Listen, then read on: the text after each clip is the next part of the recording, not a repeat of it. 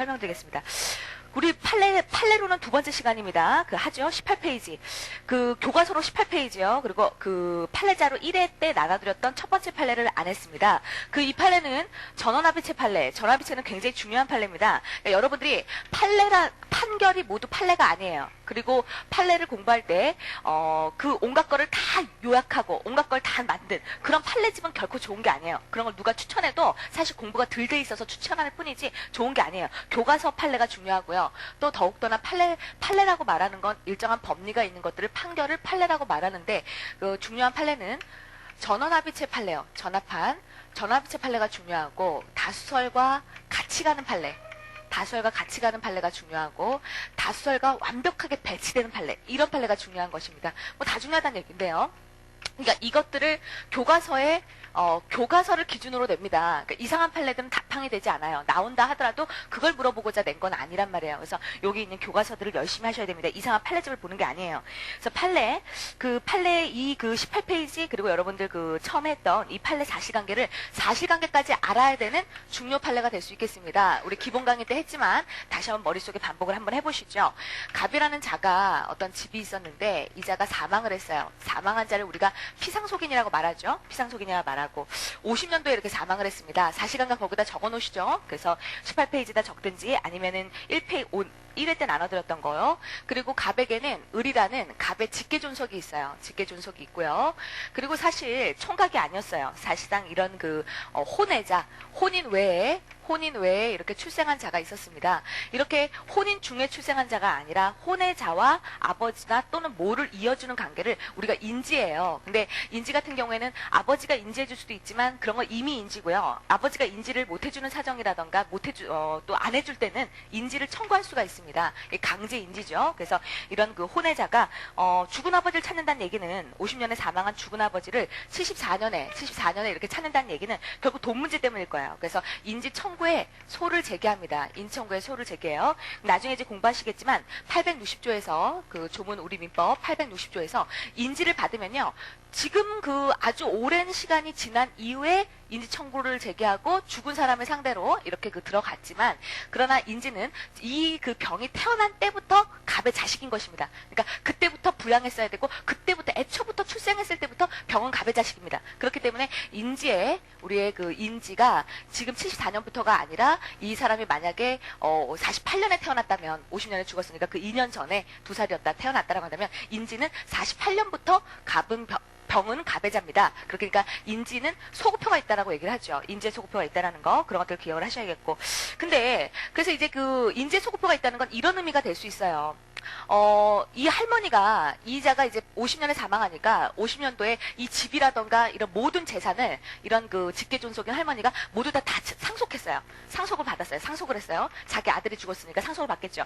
그러나 이런 혼외자, 즉 직계비속, 바로 피상속인의 직계비속이 있다라고 한다면 이 직계비속이 우리 민법 상속순위 얘가 1순위가 됩니다. 얘가 1순위가 되면 이 직계존속은 2순위로 밀리기 때문에 상속권자가 될 수가 없어요. 상속권자가 아닌 자를 가짜라는 표현을 써갖고 우리가 그런 자는 상속인이 아니다라는 가짜라는 표현을 법에서 참칭이라고도 말합니다. 그래서 가짜 상속인에게 진정한 상속인이, 진짜 상속인이 이렇게 들어가는 거죠. 아니 내가 상속을 다 받아야 되는데 왜 당신이 이렇게 갖고 있어? 라고 해서 이렇게 상속 회복의 그런 청구의 소를 들어갑니다. 나중에 공부하겠지만 이것이 형성권으로서 제척기간에 적용을 받게 되는 관계에 있겠는데요.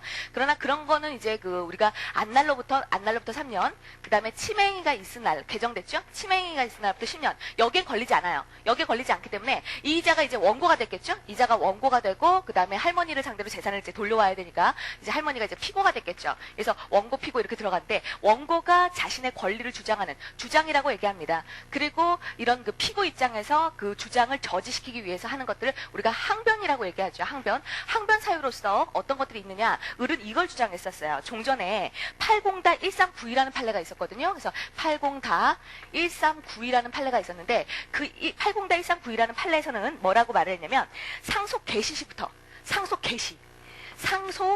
이 판례에서는 상속 개시 시부터 이런 그 20년을 경과하면 더 이상 이렇게 진정상속인인 참칭상속인에게 상속회복 청구를 못 들어온다.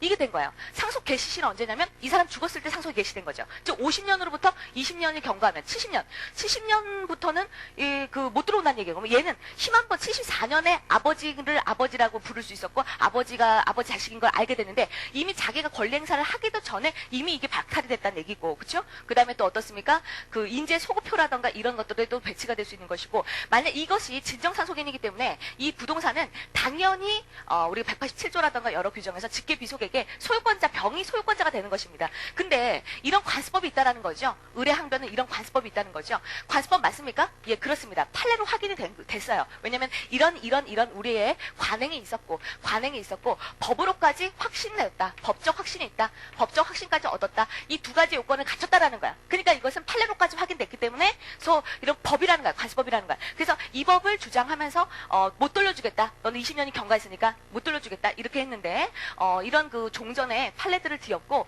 대법원 전원합의체 2003년 다수견에서 뭐라고 했냐면 관습법도 법이다. 법이라면 자고로 법규범은 체계화되어 있다. 최상위의 헌법 밑에 각종의 그런 법률, 각종의 그 민법이니 형법이니 행정법이니 각종의 법률, 그 다음에 명령, 규칙, 이렇게 순서대로 큰 형님, 뭐 작은 형님, 뭐 이래갖고는 쭉 이렇게 순서가 정해져 있다. 그래서 이렇게 최상위 규범이다. 상위 규범을 위배한 법률이라던가 이런 건 있을 수 없는 것이다.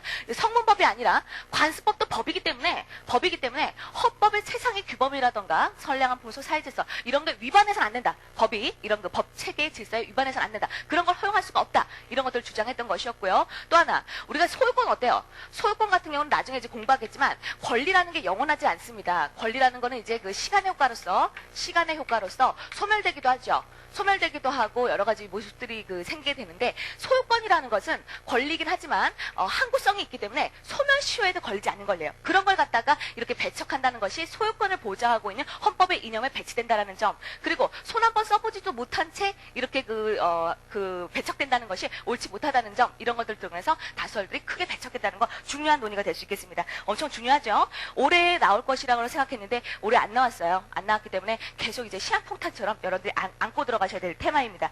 18페이지 보시면 두 번째 줄이죠. 다시 한번 강조드립니다. 관습법 법입니다. 법은 그러나 헌법을 최상위 규범으로 하는 전체 법제도에 반하지 아니하는 것은 정당성과 합리성이 있어야 된다. 이런 얘기 했었어요. 그래, 세 줄 아래 우리 이런 관습법 있었는데 그러나 세 줄 아래 소유권은 원래 소멸시효에 적용을 받지 않는다라는 이런 권리, 소유권의 속성에도 반할 뿐만 아니라 진정상속인, 저런 인지의 소급표를 받은 자가 가짜의 참칭상속인에게 재산권 침해를 사실 벌써 20년 지난 이후에 인지청구의 소를 제기한 셈이 되는 거나 마찬가지잖아요. 그러면 손 한 번 못 써보고 이런 사실상 방어할 수 없게 만드는 결과가 돼서 불합리하고, 이런 헌법을 최상위 규범으로 하는 법절세 전체의 이념에도 부합하지 않아서 이런 관습법 맞는데 관습법으로서 효력을 인정할 수 없다. 이렇게 얘기를 했었습니다. 다수견이고요. 이거는 반대 의견. 여러분들 2차 시험 준비하시면요. 반대 의견, 보충 의견 다 쓰셔야 됩니다. 반대 의견부터 보도록, 반대 의견도 보겠습니다. 반대 의견 조그만 글자. 법원으로서는 관습법이 다른 법령에 의해 갖고 신법에 의해서 변경 폐지되거나 또는 모순 제촉되는 새로운 내용의 관습법이 또 생긴다거나 이렇게 되면은 그 다른 새로운 신법에 의해서 기속해서 적용해야 되는 것이지, 만일 관습법이 헌법을 위반한다면 이를 이유로 적용을 아니할 수 있는 이런 소극적인 이런 것이지, 뭐 판례 변경을 통하고 적극적으로 막 적용을 배제하고 적용을 안 하는 그런 소극적인 게 아니라 적극적으로 나서서 그 적용을 배제하고 이럴 수는 없다는 거야. 정확히 말하면 입법이라는 것은 신법이라던가 이런 입법부의 역할이고, 사법부는 이런 법의 적용 영역인 사건 분립에 반한다는 역할들을 설시하고 있는 것입니다. 그렇죠? 그다음에 반대 의견의 보충도 마찬가지입니다. 우리는 두 번째 줄에 성문 법률에 위헌 심사제도라는 게 있다. 물론 우리가 이제 헌법에서 많이 공부하는 위헌법률 심사제라는 것은 성문법일 때 헌법재판소가 이렇게 하는데, 근데 성문법이 아니라 불문법, 그런 판례가 아니라 불문법인 그런 그 과수법인 경우에는 이런 그 위헌법률 심사제로 할 수 없는 것이 사실이다. 그렇지만은 판례가 이렇게 적용을 배제하는 그런 역할을 한다면 실질이 위헌법률 선언과 같은 결과를 낳게 되기 때문에 그 정도로 해야 되는 것이지 적극적으로 이렇게 판례 변경을 통해서 관습법 효력을 적극적으로 배제시킬 수는 없는 것이다라고 해서 반대 의견 상권 분립에 대한 입장에서 논의를 하고 있는 것입니다. 꼭 기억을 하시고요. 그 정도 이제 보시면 되겠네요. 여러분들이 처음에 좀 각 학원에도 그렇고 여러분 저랑 나가시는 진도도 그렇고 앞부분이 좀 시간이 오래 걸렸죠. 오늘 진도 걱정은 하지 마세요. 제가 1118조는 아니더라도 채권법까지 전체 다 조문 나가도록 하겠습니다. 2조죠, 이제 2조. 2조를 좀 보도록 하겠습니다. 이제 1조와 관련해서는 이제 기억하시는 게 1조요. 1조 전에 조문에 눈에 보이진 않지만 0조가 있을 거다 이런 얘기 했었어요. 0조는 우리가 법에서 1조부터 쭉 공부하려고 하는 건 법률관계 권리 의무 이걸 공부하려고 한다. 즉 법률관계가 아닌 인간관계 호의관계 이건 아예 배척하고 넘어간다. 법률관계 권리 의무가 아닌 건. 그리고 법률관계라고 했을 때 1조부터 적용 영역에 들어온다. 1조는 뭐다? 법률이 없으면 관습법 그것이 없으면 조리 그래서 하나씩 봤다. 근데 여기서의 쟁점은 뭐다? 여기에 그 법률 관습법 조리가 있는데 판례는 써있지도 않은데 판례가 법원이냐 논의가 된다. 그것은 왜 논의가 된다. 사실상 판례가 그 구속력을 좀 어느 정도 갖고 있고 그렇기 때문에 판례의 법원성을 영미법계처럼 우리가 논의를 하지만 이걸 부정하는 명문 규정에도 없죠. 그리고 우리 영미법계 태도도 아니죠. 그리고 사실적 구속력에 불과하죠. 그래서 이 판례 법원성을 부정하는 쪽이 다설과 판례 입장이다. 이렇게 정리하시면 되겠고 조리 안 했어요. 조리 그렇죠? 조리도 마찬가지입니다. 1조에 명문 규정으로 조리의 법원성을 긍정한 조문이 있어요. 있는데도 불구하고 문제점, 학설, 판례 대립이 나타나고 있습니다. 왜 그렇습니까? 그걸 이유를 꼭 기억을 하시라고 그랬어요. 왜 그렇죠? 법이라고 하면 누군가에게나 다 적용 가능한 획일적이고 객관적인 게 법이란 말이에요. 그렇죠? 근데 조리라는 것은 이럴 땐 이렇고 저럴 땐 저렇고 약간 경험칙이라고 말은 하지만 뭔가 그 구체적 타당성 그런 그 주변의 정황을 고려하는 그런 그 획일성과 객관성을 결여한 측면이 없지 않아 있지 않느냐 이렇게 생각한다는 거야. 그러니까 법으로서 판단하는 법원으로서 보기에는 좀 부족함이 있지 않느냐 좀 추상성이 없지 않느냐 조리는 너무 구체적 타당성적인 측면이지 않느냐 이런 문제점을 인식하고 그렇게 들어가셔야겠고 그래서 그러나 1조를 근거로 해서 조리의 법원성을 긍정하는 입장은 나중에 신의칙을 곽윤주 선생님처럼 신의칙을 하나의 현대민법에서 근대민법의 공공복리 차원에서 신의칙이 하나의 원리로서 대두되는 그런 입장일 때 신의칙을 규범으로 보는 견해를 우리가 보게 될 거거든요. 그런 입장이 조리의 법원성을 그대로 1조의 문헌대로 긍정을 하게 됩니다. 그러나 이제 그 조리의 법원성 추상성이 결여됐다. 그리고 법관이 재판을 거부할 수 없다라는 어쩔 수 없는 궁여지책상 나온 것이지 법원성을 인정한 그런 건 아니다. 1조의 의미는 그 국민의 재판을 보장받을 수 있는 재판 청구권 그 정도를 보장한 그런 의미지 조리가 법원은 아니다라는 소수견해가 유력하게 있습니다. 꼭 기억을 하셔야겠고요. 판례는 당연히 1조의 명문의 물리 해석을 중요시 여기니까 조리의 법원성을 긍정합니다. 그렇죠? 이렇게 들어가시고요. 이제 2조입니다. 그렇죠? 우리가 이제 오늘 2조까지 보게 될 텐데 2조는 판례들이 상당히 많아요. 그리고 중요 논점도 많습니다. 교과서 가지고 계시는 분들은 교과서로서 왜 이제 제가 그러냐면요. 이런 것들이 필요해요. 그래서 모든 과목이 단권화가 되셔야 됩니다. 단권화가 되지 않으면 시험을 볼 수가 없어요. 절대 볼 수가 없어요. 나중에 울고 뭐 후회도 그럴 수가 없는 입장이니까 단권화 시키기 때문에 이제 이렇게 해놓는 거 좋아요. 조문 옆에다가 요약해서 적는 것도 좋고 아니면 교과서로 한 번씩 확인하는 게 좋고 뭐든지 자기가 가지고 있는 한 권에다가 다 집중시키셔야 되는데 여러분들 가지고 계시는 것은 이제 교과서의 그 입장들을 가지고 계시니까 교과서를 보시면서 정리하시면 될 것 같습니다. 2조에 관련해서는요. 우리가 2조 1항이 그 조문도 보시면서요. 권리행사와 의무의 이행은 신의조차 성실해야 된다. 끝부분을 보면요. 신의조차 성실해야 된다라고 되어 있는데 그 앞에 그 주어가 권리행사와 의무의 이행은 이렇게 돼 있단 말이에요.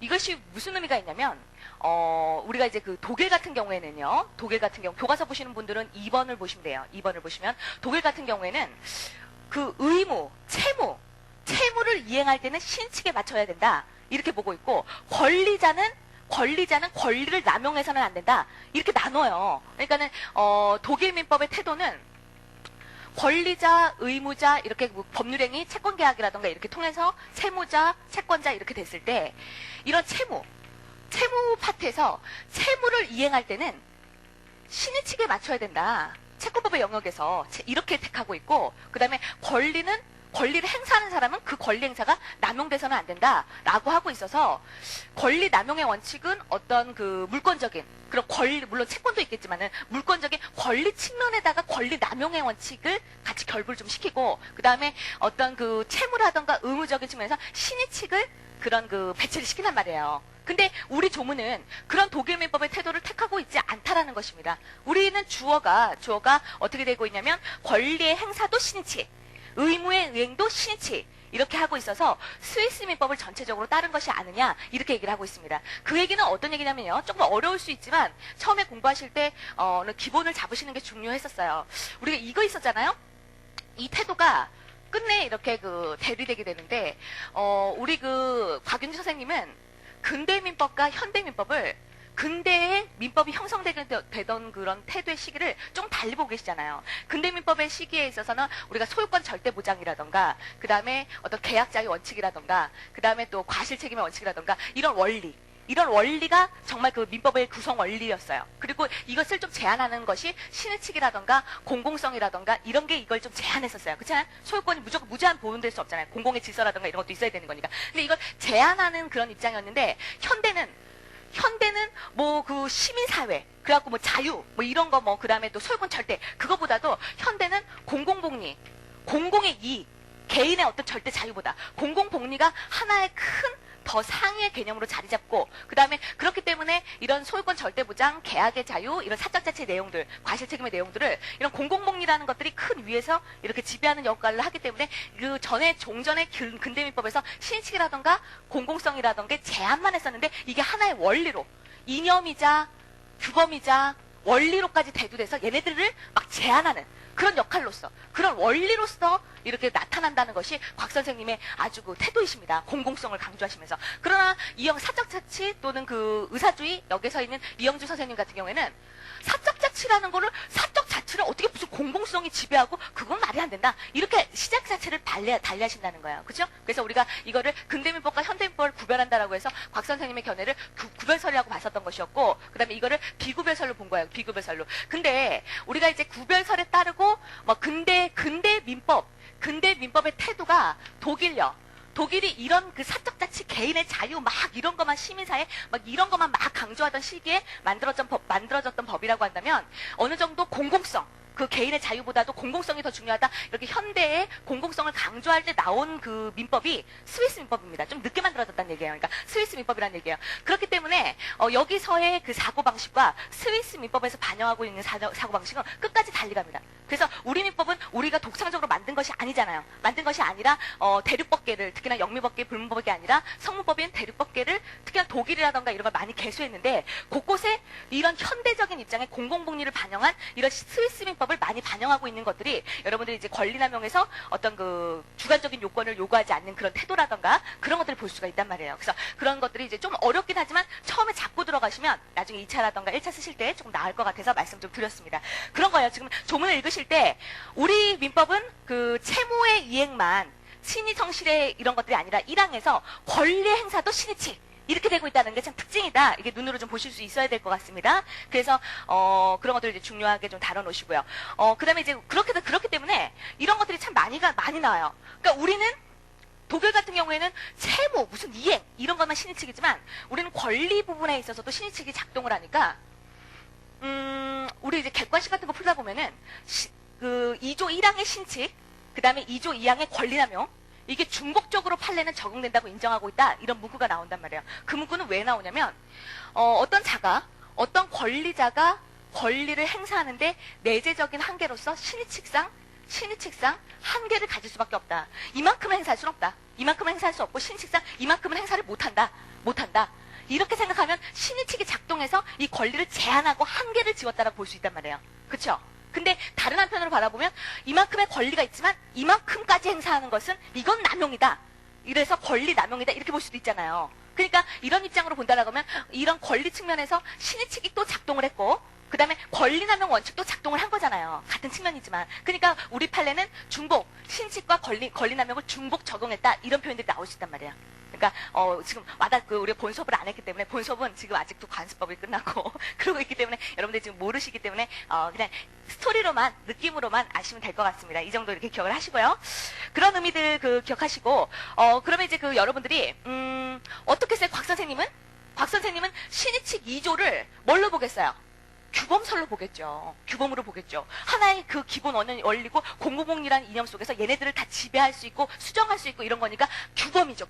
규범설로 갈 것이고, 이영조 선생님 뭘로 가시겠어요? 사적자치 간주하니까 그런 건 규범이 아니다. 다만 그 사안에서 누구를 보호할 것인가, 이익을 교량하는, 이익을 형량하는, 그런 고려의 명제라든가 수단에 불과하지 규범은 아니다, 이렇게 갈 거고. 그러면 곽 선생님을 따르는 판례가 곽 선생님을 따른다라고 볼 수 있습니다. 신의칙을 규범으로 봐요. 신의칙을 규범으로 본다는 건 큰 차이가 있습니다. 우리가 관습법과 사실인 간섭을 구분했었는데, 관습은 법입니다. 법은 규범이에요. 규범과 법은 누가 제일 잘 알아요? 여러분이 제일 잘 알아요? 법관이 제일 잘 알아요? 법관이 제일 잘 알아요. 그러니까 직권 판단해요. 직권으로 입증하고 직권을 판단해요. 그러나 사실인 간섭은 사실입니다. 누가 제일 잘 알아요? 당사자가 제일 잘 아니까 당사자가 주장 입증해요. 그러면 신의칙을 규범으로 보는 견해는 어떻게 해요? 직권으로 판단하고 강행 규정이고 꼭 지켜야 될 것이고, 법을 지키지 않고 법의 신의칙에 맞지 않게 1심과 2심이 판단을 했다면 3심 법률심으로까지 상고 이유로서 올라갈 수 있다는 얘기가 스토리상 나올 수가 있는 것입니다. 그렇죠? 그래서 그런 얘기들까지 기억을 좀 하셔야 될 것 같고, 그 다음에 이제 우리가 교과서로 이제 34페이지 정도 되겠어요. 예습 차원에서 이제 한번 보셔도 있고, 여러분들 이제 조문 보시면서 생각하시는 건데, 신의칙의 구체적인 발현이라던가, 신의칙의 파생 원칙이라던가, 이런 것들이 꽤 의미가 있을 수가 있어요. 왜냐면 신의칙이라는 것은, 우리 민법 전반을 다 이렇게 다루는 것이기 때문에, 아마 이제 본 강의에서도 굉장히 많은 시간들을 할애해갖고 이제 할 수 있었을 텐데, 신의칙의 기능요. 그러니까 우리는 파생원칙이라고 되어 있죠. 그러니까 여기서도 이제 전통적인 곽 선생님 같은 경우에는 신의칙이 하나의 규범이고 원리니까 신의칙의 파생원칙이라고 얘기하면서 근반원요. 이제 근반원이라던가, 그 다음에 또 실효의 원칙이라던가, 어떻습니까? 그 다음에 사정변경의 원칙이라던가, 이런 원칙 위주로, 원칙 규범, 뭐 이런 걸로 이제 설명을 하실 거예요, 곽 선생님은. 법을, 신의칙은 하나의 규범이고, 원리고, 현대민법을 지배하는 그런 거고, 그러니까 이런 원칙들로 파생되는, 신의칙이란 큰 규범 안에 파생 원칙들이 있다라고 해서 이렇게 설명할 거고, 그쵸? 이렇게 설명할 거고, 우리 또 근대민법이 아니라 요즘 시대에 아주 그냥 엄청나신 분이죠. 계속 수석 합격을 하시고, 그냥, 사시 수석 합격, 그 다음에 고등학교, 대학교 다 수석 합격으로 들어가시고 막 이러신 분이세요. 양찬수 교수님, 서울대 성격 까칠하신 분. 이분이 들어가시면 우리 2차 시험에서 그냥 과락이 나오고 다 죽어요. 막 이런 뭐 하는 짓이야 이게. 이런 뭐 하는 짓이야. 맞춤표도 틀렸네. 그다음 뭐야 이거 잘못했어? 막 이러면서 눈 또 되게 좋으세요. 그래가지고 막 다 밝혀내시고 막 이러시는데, 양찬수 교수님 입장에서는 이렇게 신의칙을 원칙적으로 보지 않으세요. 양찬수 교수님, 지원님 선생님, 그 다음에 또 이영준 선생님. 그래서 지원님 교과서가 좋긴 하지만 약간의 우리가 2차 시험이라던가 이럴 때 위험할 수도 있는 건, 우리 김영우 선생님은 곽 선생님의 태도의 전통적인 입장의 표시주의로 쭉 일관해서 쓰십니다. 물론 다른 면이 있지만. 그러나 이영준 선생님, 양찬 선생님, 지원님 선생님, 이영준 선생님의 사적자치, 그 다음에 의사주의, 이걸 강조하는 소수 입장에서 서술을 쫙 많이 해나가세요. 그러니까 여러분도 모르게 어떻게 보면은 요즘 신이론에 맞춰서 공부를 해나간다는 입장에서는 좋겠지만, 1차라던가 2차에서 약간 위험할 수도 있기 때문에, 이제 좀 좋지만 위험할 수도 있기 때문에, 그게 이제 우리가 전통 책을 택하는 그런 이유가 될 수 있겠습니다. 김영배 선생님 이런 쪽으로요. 그러니까 이렇게 이어지죠. 이렇게 이어지니까 이쪽에서는 그걸 원칙이나 규범으로 봐요, 안 봐요? 원리로 봐요, 안 봐요? 안 봐요. 무조건 개인의 자유, 사적 자치, 이게 막 중요한 거예요. 이게 중요하니까 신의칙을 하나의 수단으로 보잖아요. 수단. 이익, 형량, 이런 걸 보니까 신의칙의 원칙, 파생 원칙 이런 목차 안 나옵니다. 기능으로 나와요. 기능으로. 신의칙이 우리 사회에서 미치는 어떤 역할들, 기능, 이렇게 기능으로 나와요. 그 기능이라는 것은 이런 것들이 한번 판례를 이해할 때는 좀 좋을 수도 있죠. 그래서 기능이라고 하면은 어떤 기능이냐면, 아까 뭐였죠? 신의칙으로서 권리의 한계를 이렇게 한정 지우는 역할도 하고요. 그 다음에 우리가 이제 모든 권리 의무를 법률행위 계약으로 만들어낼 수는 없어요. 그렇잖아요? 생각하지 못했던 의무들이 있을 수 있단 말이에요. 예를 들어서 여행 업자들이 여행 시에 여행자의 신체 안전을 배려해야 된다든가, 숙박업자가 숙박 투숙객들의 생명 시체를 보호해야 된다든가, 이런 거 계약서에 없어요. 숙박 계약서에 비록 명시하진 않았지만 그런 것들을 또 발생시킬 수 있단 말이에요. 그래서 이런 것들, 한정이라던가 발생이라던가, 또 어때요? 당사자가 한 계약이라던가 그런 약관이라던가 이런 것들을 통제하고, 그러니까 수정하는 이런 역할들을 신의칙이 하나의 기능 역할을 한다는 얘기야. 이익 형량의 수단으로 보는 거고, 하나의 규범으로 보는 거고. 근데 우리 책은 원칙 이런 걸로 나올 거니까 그 신칙을 하나의 규범 원리로 보고 있는 곽 선생님을 따르고 있다 이렇게 보실 수가 있는 것입니다. 이렇게 볼 수 있겠죠. 그런 것들이고 그러면 이제 우리가 파생 원칙으로서 조문 시간이지만 조문이 또 판례고 다 원리고 이런 거니까 같이 한번 공부하시는데 요것만 좀 주의를 해서 보시면 될 것 같아요. 요것들은 이런 거죠. 아직 공부하지 않으신 부분들도 우리 본 수업에서 안 나갔으니까 모르시겠지만 일단은 광의의 금반원 그런 그 원칙에서 나눠보죠. 원칙 우리 이제 곽 선생님 따라갔고 처음에 어떤 자기의 행위를 해요. 그쵸? 어떤 그 행위를 하고 선행행위를 하고 그래 놓고는 나중에 후행의 행위를 할 때는 또 이것과 반대되는 자기행위를 할 때 이런 경우가 있을 수 있겠고 선행행위 아무것도 안 해요. 너무 오랜 기간 동안 아무것도 안 해요. 부자기하고 있다가 그 다음에 갑자기 새삼스럽게 어떤 자기행위를 막 해버려요. 이런다라고 했을 때 그때 이제 우리가 요런 행위를 금반원 협의의 금반원이라고 얘기를 하고 그 다음에 이거는 너 이런 거죠. 그 실효 원칙의 요건이 두 문자 요건이 장정이 세신 신었다 이런 거니까 장기간 동안 아무것도 안 하는 부자기를 하다가 그래서 상대방은 정당한 기대가 생겼는데 갑자기 새삼스럽게 뭔가 새로운 후행행위 자기를 한다는 것은 신칙에 반한다. 이게 실효의 원칙이지 않습니까? 그러니까는 요런 선행행위가 자기냐 부자기냐 요런 걸로 우리가 이제 그 금반원과 실효를 나눠볼 수 있다는 거죠. 요거만 좀 키워드를 딱 잡아놓으시면 나중에 2차나 이제 여러분들 1차에서 좀 선별해서 보실 수가 있을 것 같아요. 그런 것도 생각하셔야 될 것 같고 다른 건 이제 본 수업에서 많이들 공부하실 테니까 그러면 이제 그 실효 원칙만 잠깐 먼저 설명을 드리겠습니다. 그게 우리 오늘 나눠드린 판례와 관계가 있으니까요. 독일은요. 우리 독일하고 참 많이 비교해요. 그래서 우리하고 독일은 권리는 무제한적인 게 아닙니다. 시간의 효과로서 권리가 소멸되기도 하죠. 그러면 권리라는 게 소멸시효로만 없어집니까? 권리가? 그렇지 않아요. 또 없어진 게 뭐죠? 그런 그 권리 중에는 형성권이라는 것도 있는데 형성권, 어제 이제 공부하셨을 텐데, 형성권이라는 것도 있는데, 아직 공부하지 않았지만, 형성권이라는 것은 또 제척기간에 걸려갖고, 이제 권리가 없어진다. 이런 것도 있어요. 제척기간에 걸리는 거. 제척기간은 법이 정해준 유통기간입니다. 햄이 몇 월 며칠까지 유통기간이 있듯이, 이 권리도 유통기간을 딱 법에 정해줘요. 이거 제척기간이 있습니다. 그러니까, 소멸시효로서 없어지기도 하고, 시간의 효과로서, 아니면 제척기간으로서 없어지기도 합니다. 근데 소멸시효는 162조를 보시면 뭐 채권은 10년, 채권 외의 재산권은 소유권을 제외하고는 20년 이렇게 나와 있단 말이에요. 그냥 보시는 거예요. 제가 말할 때 저는 그냥 안 보고도 말할 수 있으니까 하지만 여러분 찾아보셔야죠. 162조에 그렇게 나와 있습니다. 그러니까 이런 그 소멸시효는 뭐 10년, 20년 딱 이렇게 정해져 있어요. 즉 다시 말하면 그 기간이 고정적이에요. 고정적.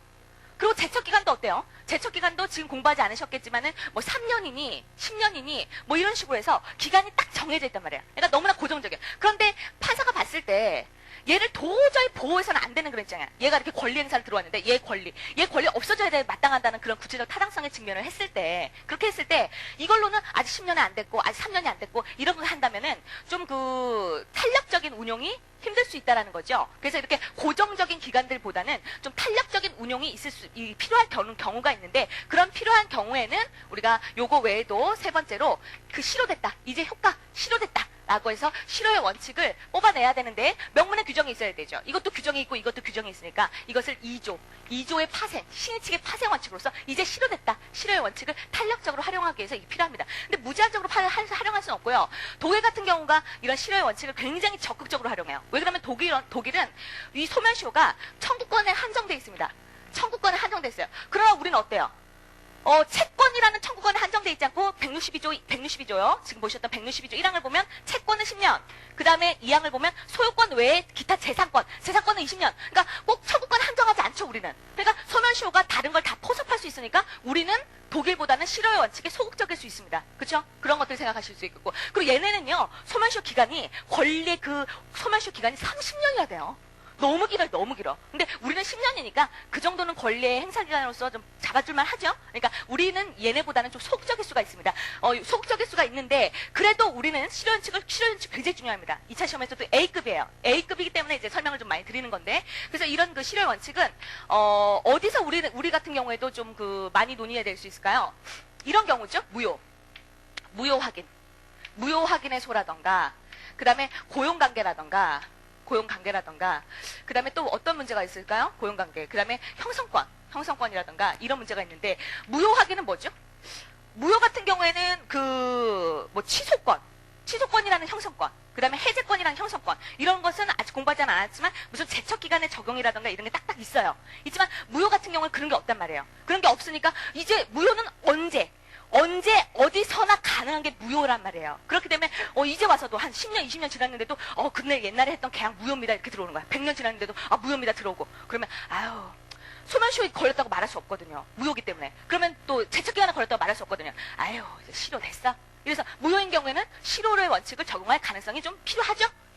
그 다음에 고용관계 채권요. 임금 채권 3년. 그 다음에 또 일반 채권으로 봐도 10년. 그러면 소멸시효가 적용돼야 돼요. 적용돼야 되는데 고용관계라는 건 빨리 해결되는 게 좋죠. 빨리 좀 더. 그쵸? 그런 그 근로자의 안정이라든가 이런 거 빨리 좋게 확정시키는 게, 법률관계를 빨리빨리 확정시키는 게 그게 좋으니까 1년 4개월이다. 2년 4개월이다. 그래도 이제 실효됐다. 어쨌다 저쨌다. 빨리빨리 이렇게 실효 원칙이 도입될 필요성이 있다는 것입니다. 그 다음에 형성권이요. 형성권이야말로 법에 3년이면 3년, 2년이면 2년, 1년이면 1년 제척기간이 딱 있는데 굳이 여기 실효 원칙을 그 형성권을 갖다가 매치시킬 필요는 뭐가 있겠느냐라고 했는데, 형성권 중에는 법의 기간이 정해져 있지 않은 그런 그 형성권이 있어요. 물론 판례가 기간이 정하여 있지 않은 그 형성권을 10년의 제척기간에 걸린다고 봐주고 있지만 그래도 너무 길죠. 그래서 그런 기간을 정하지 않은 형성권일 때는 이런 실효 원칙이 적용될 그런 가능성 여지가 있다는 것입니다. 이런 생각들을 하고 들어가셔야 돼요. 왜 이런 생각들을 하고 들어가시냐면, 어떤 사안이 나왔을 때 여러분들이 그냥 신의칙 일반 조항으로 도피 그렇게 하시면 안 돼요. 가장 개별적인 규정을 찾아보고 그 다음에 과연 이 신의칙을 적용할 사안인가를 판단하셔야 되는데, 그럴 때 이런 게 나오면 실효의 원칙, 즉 신의칙의 파생 원칙을 쓰라는 얘기구나라고 해서 눈치를 좀 치시고 눈치를 좀 감지하고 이렇게 들어가시라는 얘기예요. 그래서 그런 것들이 이제 중요한 테마가 될 수 있겠습니다. 그러면요, 우리 실효의 원칙이 그러면 이제 객관식에서 어떤 문제가 나왔나요? 기출 지문 중에 실효의 원칙은 그 고용관계에서 보다 적극적으로 활용된다. 맞는 표현입니까? 예, 그렇습니다. 그렇잖아요. 그죠? 그렇게 기출지문화 됐었습니다. 그러면은 오늘 알아드린 그 판례를 좀 보도록 하시죠. 판시상 가를 보시면 실효의 원칙이 적용되기 위한 요건, 항상 실체법은 의의, 요건, 효과. 그렇잖아요. 그리고 요건을 암기하면 의의는 그냥 쓰시면 되는 거예요. 주관식으로 가셔갖고. 그러면 요건이요. 실효의 원칙 암기하시고 들어가셔야겠습니다. 거기다 좀 적어 놓으시죠. 두 문자. 장정. 여러분들 장정이 많으시네요. 장정이 새로운 신을 신었다. 새 신을 신었다. 장정 새 신입니다. 두 문자예요. 이런 거 할 때는. 전에 막 이상한 얘기 막 해주고 있는데 저를 쩐 쳐다보고 있어갖고 민망했어요. 두 번째 스토리 얘기해주는 건데, 장정세신 뭐냐면은 나중에 이제 공부하시겠지만 그거는 이제 우리 가에서 그러면 그 동그라미 쳐드리도록 하겠습니다. 그 두 번째 줄 끝에 가의 판결요지 두 번째 줄 끝에 상당한 기간이 경과하도록 돼 있죠. 이게 장기간입니다. 장기간. 그 다음에 다음 줄에 보시면 정당한 기대를 가지게 되었다. 정당한 기대, 정이고요. 장정. 새삼스럽게 답안지에 이런 말이 들어가야 돼요. 새삼스럽게. 이 말 꼭 들어가야 돼요. 새. 그 다음에 다음 줄 앞에 그게 신의칙에 반한다고요. 신의칙, 신.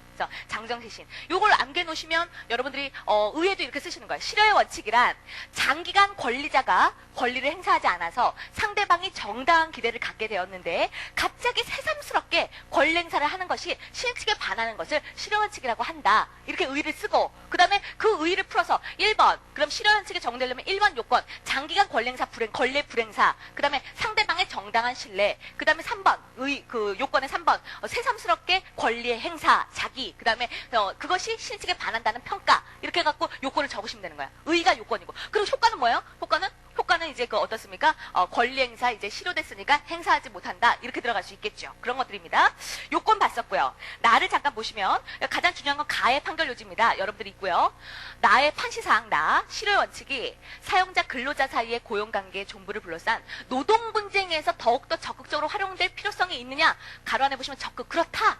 오, 동그라미 이런 얘기하고 있죠. 왜 그렇다 그랬죠? 나의 판결 요지를 보도록 하겠습니다. 나의 판결 요지 두 번째 줄 끝에 근로자는 임금 수입에 의하여 자신과 가족의 생계를 유지하고 있는 근로자 입장에서도 신속히 해결되는 게 바람직하다. 사용자 입장에서도 그렇기 때문에 실효 원칙은 다른 법률 관계보다 고용계약에 더욱더 적극적으로 적용될 여지가 있다. 그런 말씀 드렸습니다. 근데 세 가지 정도 기억하시죠? 세 가지 정도. 실효 원칙이 조금 더 많이 필요한 역할을 하는데 무효. 왜냐면 무효는 뭐 100년 지나도 무효예요 말할 수 있으니까 아유 이제 그만 실효됐어 이렇게 말할 수 있는 거고, 고용관계 이런 요건 때문에 더 적극적으로. 그 다음에 형성권은 제척기간이 있는데 기간에 정함이 없는 형성권, 이런 얘기를 말씀드렸습니다.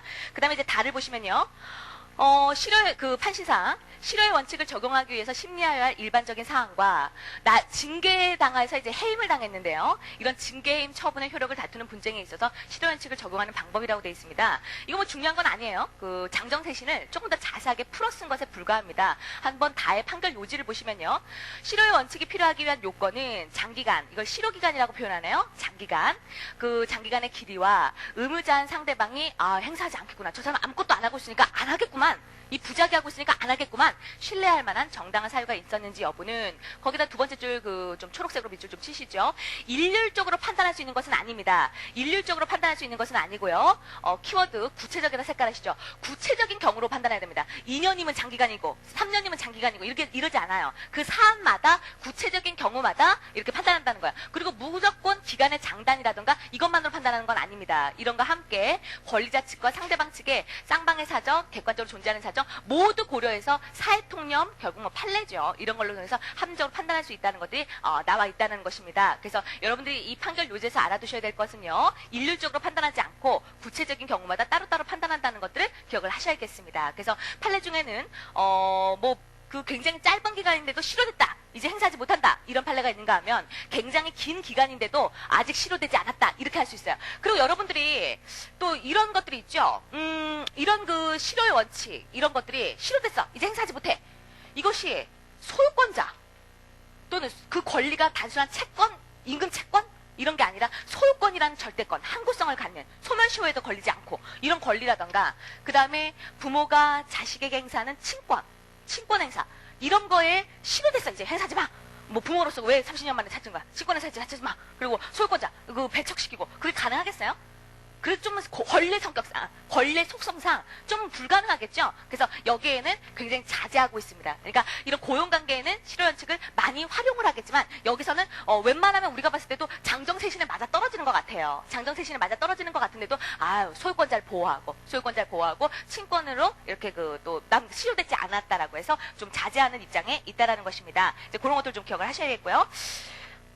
그 정도 이제 보시면 되겠고, 그 다음에 이제 가장 중요한 논의가, 권리남용에 대한 얘기가 또 될 수 있겠는데요. 그러니까 2조 지금 2항 들어가기 전에 우리가 아까 파생원칙으로서 하나 안 본 게 있어요. 실효의 원칙과 금반원은 뭘로 한다고요? 금반원? 자기가 처음 한 행위와 모순되는 행위. 처음 한 행위와 모순되는 행위를 협의의 금반원입니다. 근데 처음에 아무것도 안 하다가 갑자기 한다. 그것도 모순이죠. 안 하다가 한다. 모순인데 앞에 안 했던 행위예요. 부작이에요. 그거는 내용은 똑같은데 실효의 원칙이라고 얘기합니다. 차이점은 앞에 자기냐 부작이냐. 자기는 뭔가 한 걸 자기라 그러고요. 부작이는 안 한 거예요. 그것도 처음에 낯설더라고. 처음에 저 고시 공부할 때는 아니 그냥 했다 안 했다라고 하지 뭐 자기는 뭐고 부작이는 뭐야. 막 짜증나더라고요.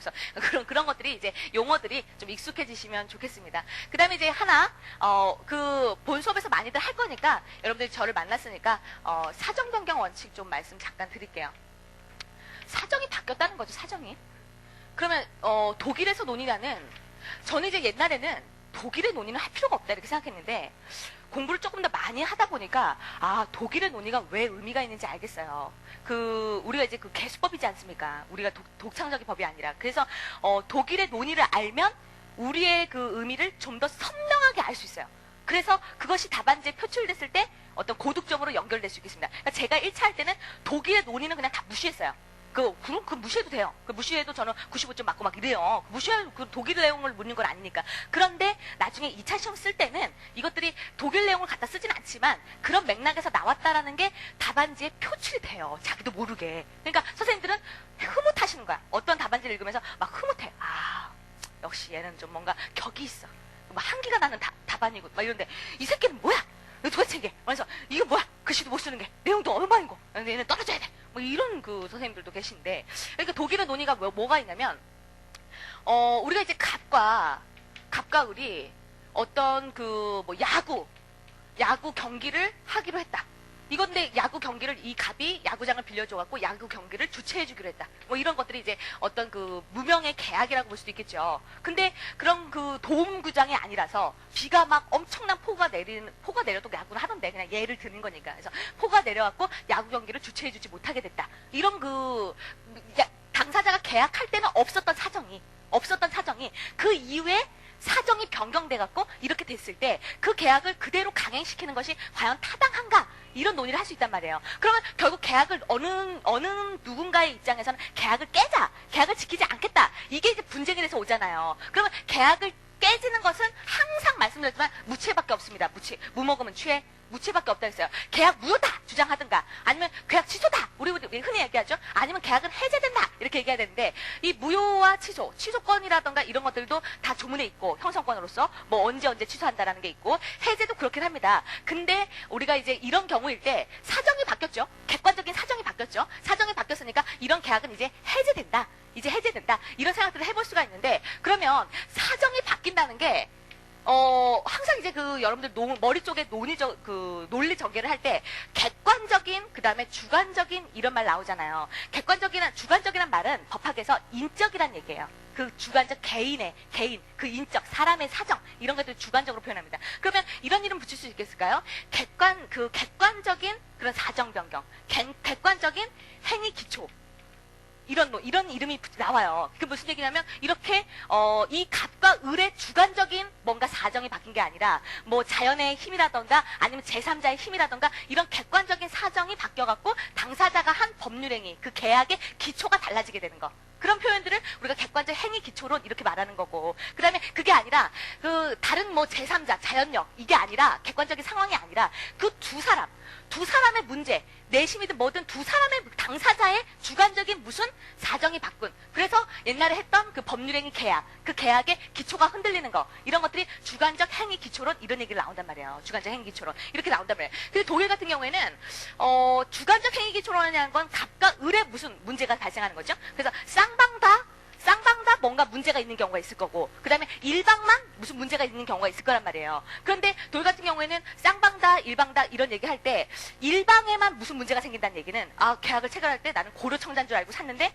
알고 보니 고려청자가 아니라는 둥. 왜 자기의 혼자의 아직 공부하지 않아서 어려워요. 그런 그 착오라던가 이런 착오의 논의로 가요. 나중에 이제 공부할 백구조의 논의로. 근데 쌍방다 뭔가 그 혼돈에 빠져갖고 잘못 생각하고 착오에 빠지고 이렇다면 여기서는 이걸로 이 조항으로 갈 수는 없고 이것이 주관적 법률행위의 기초가 흔들린 것이니까 사정 변경, 사정이 바뀌었다. 사정이 바뀐 거니까 계약을 깨자, 해제하자라고 해서 사정 변경을 위한 해제를 인정하려고 논의한단 말이에요. 그래서 이거는 이제 좀 어려운 논의인데 그런 얘기들만 기억하세요. 그러니까 이거 다 잊어버리시고 뭐 괜히 했다 나는 뭐 하는 거야? 막 이러면서 막 서로 노려보고 그래갖고 이거 다 잊어버리시고 말뜻만 좀 기억을 하세요. 사정 변경 원칙. 사정이 바뀌었다. 근데 그 사정은 외부의 사정이 바뀌었다. 객관적. 아니면 그 두 사람 당사자 인적인 주관적인 사정이 바뀌었다. 이런 표현들을 이렇게 할 수가 있다. 이런 건데 우리는 이런 논의를 다 무시합니다. 이런 논의를 다 무시하고 판례가 사정이 바뀌었다라고 해서 이런 그 원칙을 인정할 때 매매계약이요. 갑과 을이 이 집에 대해서 매매계약을 체결하고 예전에 그러니까 뭐 한 그 평당 뭐 50만 원씩 해갖고 아니 평당 아니고 집이니까 뭐 한 1,000만 원에 이렇게 팔았다. 1,000만 원을 사기로 했다. 근데 지금 1,000만 원을 판다는 건 말이 안 된다. 객관적인 사정이 바뀌었다라고 하더라도 이런 이유로 매매 계약을 해제한다면 계약을 지켜줄 수가 없습니다. 거의다가 뭐 땅값 올랐으니까 못 판다. 집값 올랐으니까 못 판다. 이렇게 사정 변경 이유로 다 해제 계약을 안 지킬 거 아니에요. 그러니까 이런 사적 자치 근간을 흔들기 때문에 우리는 일시적인 계약, 매매 계약에는 이런 사정 변경됐다라고 해서 계약을 깨는 해제를 인정하지 않습니다. 그러나 계속적인 계약, 예를 들어서 어떤 고용계약이라던가 보증계약이라던가 그것도 계속적 보증이라던가 이런 그 고도의 인적 관계로서 계속 밀접하게 만나는 그런 관계일 때는 한 번 매매하고 마는 관계가 아니고 이럴 때는 우리가 그 사정이 바뀌었으니까 계약은 좀 변경되고 이제 해제돼야 된다라고 해서 인정하는 쪽으로 논의하고 있습니다. 본 수업에서 자세하게 다루도록 하겠습니다. 그래서 이런 말뜻을 혹시 모를까봐 잠깐 설명을 드린 거에 불과합니다. 그 다음에 이제 여러분들이 권리남용 기다리고 있네요. 오늘 2조만 할 거니까요. 5분 동안 권리남용 정리를 하도록 하겠습니다. 이거 생각하셔야 돼요. 우리가 공부하는 게 법률관계, 법률행위입니다. 법률관계를 공부하는 게 민법이에요. 여러분들이 54회 동안 하는 게. 근데 권의 끝에는 권의 끝에는 항상 남용이 있다는 말을 잊지 마셔야 되겠어요. 아, 맞다. 너 거 있다. 있는데 너무나 남용이야. 권의 끝에는 항상 남용이 기다리고 있습니다. 다시 말씀드리면 친권 남용이야. 이런 말 하고요. 나중에 공부할 대리권 남용이야. 대리권 남용이야. 이런 말 하고요. 아, 대표권 남용이야. 대표권 남용이야. 이런 말 하고요. 포괄적으로 권리 남용이야. 권리 남용이야. 이런 말 하고요. 해제권 남용이야. 권리 끝에는 항상 마지막 배척 사유로서 남용의 항변이 기다리고 있다는 걸 잊지 마셔야겠습니다. 그래서 그런 것들을 그 의미를 기억하시면서 이런 사례를 본 수업에서 하겠지만 다시 한번 정돈을 해버리면 이런 사례를 가지고 권리 남용은 거의 다 철거 소송에서 많이 들어옵니다. 갑이라는 자가 갑의 땅에 있었는데 을의 집이 요만큼 침했어요. 그러니까는 예를 들어서 이만큼이 이제 제 집이라고 하면 진짜 요 손가락만큼 요만큼 침범한 거야. 남의 땅을 요만큼 침범했는데 갑이 뭐라 그러냐면 을 보고 야 이거 철거해라. 남의 땅에 요만큼 침범했네. 철거해라. 철거해라. 그리고 내 땅 돌려다오. 내 땅 요만큼 돌려다오. 요 손바닥만한 거 요거 돌려다오라고 해서 어떻습니까? 대지 인도 소송 이렇게 들어가겠죠. 근거가 뭐죠? 아무한테나 들어가요? 자기가 뭔데? 소유권자다. 내가 이 땅의 소유권자다. 아무리 작은 땅이라 하더라도 내 땅이니까 내가 소유권자다. 소유권은 물권으로서 물권 요청권이 213조, 214조가 있다. 그러니까 방해배제. 너 나가라. 이거 빨리 철거해라. 이렇게 하는데 이거만큼 철거할 수는 없어요. 그만큼 철거를 하면 이 집이 균열이 생겨갖고 이게 다 무너지게 생긴단 말이에요. 그런데 그렇다고 해서 그럼 여기 이 권리, 요 남의 땅을 쓸 수 있는 권원이라고 그러죠. 권원이 을에게 있습니까? 권원은 없단 말이에요. 권원이 있는지 없는지는 여러분들 어떻게 나눠요? 물권이 있는지 살펴보고 그 다음에 채권이 있는지 살펴보고 기타의 항변권들이 있는지 살펴보셔야 되는데 물권이요. 남의 땅을 쓸 수 있는 권리인 지상권, 그쵸? 그 다음에 뭐 전세권 이런 거 지금 설정된 바 없어요. 설정됐으면 이런 소송이 들어올 일도 없죠. 설정된 바 없어요. 채권인 토지 임대차라던가 뭐 이런 거 없어요. 없는데 항상 이 사람이 주장하는 권리의 끝에는 남용이 기다리고 있다는 겁니다. 그래 너 소유권 맞아. 잘났어. 소유권 맞는데 우린 철거 못해. 철거 소송은 안 돼. 라고 해서 이걸 배척시킬 수 있는 게 마지막 항변으로서 남용의 항변이에요. 그러니까 거의 다 건물 철거 소송에서 이 남용의 항변을 기억하셔야겠고 이 남용의 항변은 권리를 박탈하는 제도가 아니에요. 소유권자는 맞는데 행사를 못해. 너 소유권자 맞아. 소유권자 맞는데 이만큼 권리 있어. 있는데 요만큼 행사를 못해. 라는 거니까 권리를 박탈하는 제도는 아니라는 거 잊지 마셔야겠고 행사를 저지합니다. 행사를 저지한다라고 해서 이 을에게 권원을 만들어주는 건 아니에요. 그러니까는 어떻습니까? 새로 뭔가 약정을 통해서 만들던가 이렇게 해야 되고 남의 땅을 쓴 건 사실이잖아요. 남의 땅은 사실 씀으로써 이익을 보잖아요. 이익을 부당으로 본 거잖아요. 그러니까 부당이득 반환이라던가 불법행위 손해배상이라던가 그건 해줘야 됩니다. 그건 해줘야 되지만 철거만 안 당할 뿐이에요. 그러니까 권리 남용이라는 그런 항변에서 그런 사실관계를 가지고 다시 한번 판단하시고 본 수업에서 좀 다뤄보시도록 하죠. 판례 보도록 하겠습니다. 판례. 그래서 여러분들이 2조에서 공부할 내용들이 상당히 많습니다. 좀 어렵죠? 우리가 이제 그 가를 보시면 항상 의 요건 효과니까요. 요건, 가의 판시사항을 보시면 권리남용에 해당, 어떤 행사가 남용에 해당하기 위한 요건은 뭐냐? 가의 판결 요지, 권리행사가 주관적으로는 오직, 이거 암기하셔야 됩니다. 완전히 암기. 상대방에게 고통을 주고 손해를 입히려는 데 있을 뿐, 그것뿐. 권리를 행사하는 사람들은 아무런 이익이 없어야 돼요. 아무런 이익이 없어야 돼요. 나는 손톱만한 땅을 가져온다고 해서 내가 무슨 이익이 됩니까? 저 사람을 괴롭히겠다는 마음밖에 없다는 얘기예요. 그렇고 그 다음에 그 객관적으로는 그러니까 항상 요건, 주관적 요건, 객관적 요건. 주관적으로는 나한테 이득은 하나도 없는데 저 사람을 고통에 빠뜨리기 위해서 한다. 객관적으로는 사회질서에 위반한다고 볼 수 있다면 사회질서로 따지나요? 사회질서 위반으로요? 객관적인 요건은 그렇다고 한다면 그것은 너 권리 있다. 잘났다. 권리 있는데 남용이다. 행사 못한다. 이런 거죠. 그래서 우리가 그 권리 남용에서 통설은 우리는 신의칙과 권리 남용 여러 가지에서 스위스 민법을 따랐다. 스위스 민법을 따랐기 때문에 객관적인 요건만으로 판단되지 나는 이익이 안 되면서 저 사람만 오로지 괴롭혀야지 무슨 시카네 그런 걸 따르지 않았다. 그러니까 판례처럼 이렇게 하면 안 된다. 객관적인 요건만 가지고 판단해야 된다. 이게 다소래요. 그런데 판례는 지금 눈으로 보셨지만 객관적인 그러니까 이런 판례가 중요하다고요. 다수혈과 대립되는 판례는 객관적인 요건뿐만 아니라 주관적인 요건도 필요하다는 겁니다. 그러나 꼭 이렇게 판단하지 않아요. 객관적인 요건만 가지고 판단하는 경우도 있고, 그 다음에 또 뒤에 나와 있는 중요 내용이 객관적인 사정이 있으면 주관적인 요건이 추인되기도 합니다. 아, 그렇겠거니 이렇게 추인되기도 합니다. 그러니까는 판례가 주관적인 요건을 꼭 고집하지는 않지만 정확히 얘기하면 다수설보다는 주관적인 요건을 요구하는 입장이다 이렇게 해야지 맞는 거예요. 왜냐면 이 판례만 있는 게 아니니까. 그래서 이렇게 기억하셔야 되는데, 같이 보시면은 그래서 세 번째 줄이 중요하죠. 권리 행사가 상대방의 고통이나 손해를 주기 위한 것이라는 주관적인 요건은 주관적인 요건을 입증하기란 쉽지가 않거든요. 그렇기 때문에 이런 그 사회 질서에 반한다라는 객관적인 사정에 의해서 미루어 짐작해주는, 이렇게 추인해줄 수도 있는 것입니다. 좀 쉽죠? 그러니까 너는 권리남용이야 이렇게 들어가서 철거 못 들어와, 철거는 못 들어와 이렇게 들어갈 수 있겠죠. 그런 것도 이제 나와 있네요. 예, 오늘 여기까지 하시고요. 내일 여러분들 이제 그 2조까지 했고, 내일은 밑줄 치는데 12시 10분까지 오시는 게 가능한가요? 그래서 하시기로 했어요. 그래서 밑줄을 아직 못 친 게 많고, 이제 책이 진짜 나왔죠? 저도 이제 마음 편하게 가겠습니다. 12시 10분까지 필기고 잘 챙기시고, 그리고 매일매일 공부 열심히 하시고요. 그러면 내일 뵙도록 하겠습니다. 수고하셨습니다. 네.